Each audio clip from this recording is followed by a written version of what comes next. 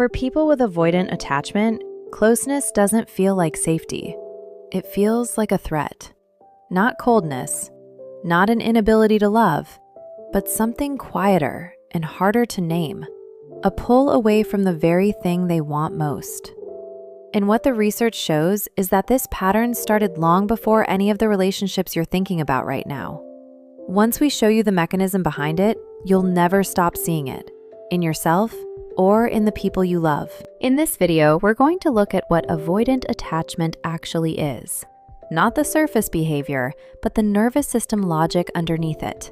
We'll look at where it comes from, what it costs the people who live with it, and why the most common explanation for why avoidants pull away is almost completely wrong. Before we go further, if this is your first time here, we explore relationship psychology research every week that most people never encounter. Hit subscribe so you don't miss it. And if you want to understand your own attachment pattern specifically, we've built a free attachment style quiz over at magneticchemistry.com. The link is in the description. Takes about 3 minutes and gives you a personalized breakdown. Now, back to avoidant attachment. Think about what it actually feels like to be on the avoidant end of this. You meet someone. Things are good at first. Easy, light, no pressure. But then something shifts. They want more of your time, your attention, your interior life. And you notice something. Not warmth, not excitement. A low, quiet pressure, like the walls of the relationship are slowly closing in. So you do what feels natural. You get a little busy, you respond a little slower. You start to notice things about them that bother you, things that didn't bother you before. And without fully deciding to, you've created distance between yourself and someone who genuinely cared about you. If you've ever done this, you probably have an explanation for it. They were too much. The timing was off. It just wasn't right. But here's what we know from the research. That explanation almost never tells the whole story. There's a mechanism running underneath it that most people never see. Avoidant attachment is one of the 4 major attachment styles identified in adult relationship research. Approximately 25% of adults carry this pattern, making it the second most common style after secure attachment. But here's what most content about avoidant attachment gets wrong. Avoidant attachment is not about not wanting love. It's about what love learned to feel like early in life. The research begins with Mary Ainsworth's landmark strange situation studies in the 1970s.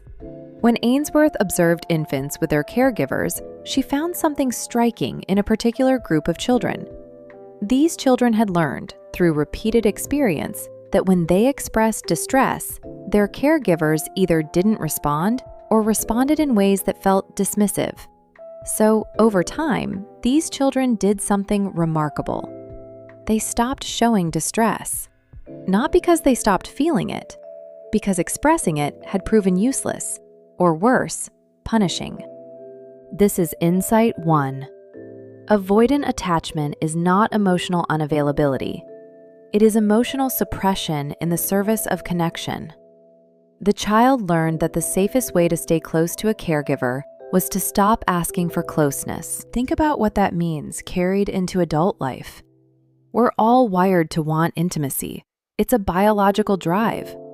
But the avoidant person's nervous system has been trained through thousands of small experiences that reaching for intimacy is dangerous.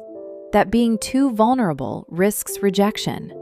That needing someone too much means losing yourself. Let's make this concrete. Meet Ethan. He's 36, successful, the kind of person who always seems to have things handled. He's been in relationships, but none past the 2-year mark. He tells himself he's just selective, but there's a pattern he's starting to notice. Every time a relationship reaches a certain depth, when a partner says, "I love you" with real weight behind it, something in Ethan goes quiet. He starts working late, notices things about her that bother him now but didn't before. Eventually, the relationship ends, usually because she leaves first. Ethan tells himself it just wasn't the right fit. This is exactly what avoidant deactivation looks like from the inside. We've covered where avoidant attachment comes from. Now we need to understand the mechanism, why it keeps running, even when the avoidant person consciously wants something different. And this is where the research gets genuinely surprising. Quick question before we go further. When someone gets emotionally close to you, which pattern feels more familiar? Do you lean in and reach for more connection? Or do you go quiet and create some distance? Drop A for lean in, B for pull back in the comments. We read every single one. And if you want to go deeper on attachment patterns, we've written about it in detail on the blog at magneticchemistry.com. Link in the description. Here's what the research shows about what's actually happening inside an avoidant person during intimacy. In studies using physiological measurement, researcher Mario Mikulincer found that avoidantly attached adults show elevated cortisol and heart rate responses when asked to discuss attachment topics, needing support, depending on a partner, feeling vulnerable. Their self-reports said they felt fine.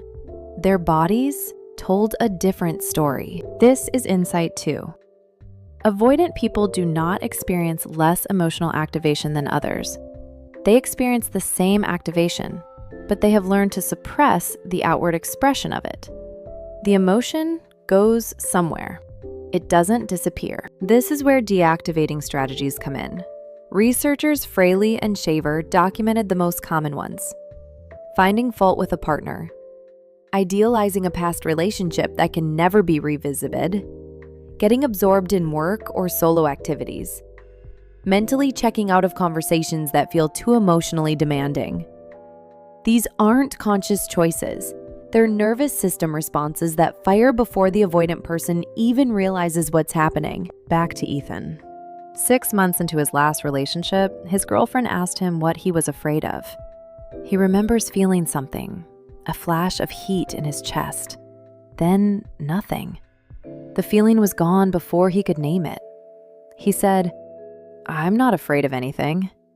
And he meant it. He had no conscious access to what was actually happening inside him. This is what suppression looks like in real time. Insight 3. The avoidant person's greatest fear is not abandonment. It's engulfment. The unconscious terror that if they let someone fully in, they will cease to exist as a separate person. And here's why that matters. The avoidant person did not choose this. They were shaped by environments where self-sufficiency was the only viable strategy for getting their needs met. Their independence isn't strength. It's scar tissue built around a wound. And the tragedy is this: the very behavior that protected them as a child is the same behavior that keeps them lonely as an adult. Here's what we want you to take from this. Avoidant attachment is not a character flaw. It is not coldness. It is not an inability to love. It is a nervous system that learned, reasonably under the conditions it was given, that closeness was something to manage rather than something to seek. And the research is unambiguous on this. Attachment patterns change. Adults with avoidant histories develop secure attachment all the time through consistent relationships, deliberate self-awareness, and the slow accumulation of evidence that vulnerability doesn't have to mean loss. The answer to the question we opened with is now clear. Avoidant people don't shut down when love gets close because they don't want it. They shut down because they never learned how to believe it would stay. If this resonated, if you recognize something in this video about yourself or someone you love, the next step is understanding your specific pattern in detail. We've built a free attachment style quiz over at magneticchemistry.com that takes about 3 minutes and gives you a personalized breakdown of your results. Not just which style you have, but how it shows up in your specific relationships. Link is in the description, completely free. In the next video, we're going deeper into the 5 signs of avoidant attachment that most people never recognize in themselves. Because avoidant attachment has one extraordinary talent: hiding in plain sight. If today felt uncomfortably familiar, the next one might feel even more so. We'll see you there.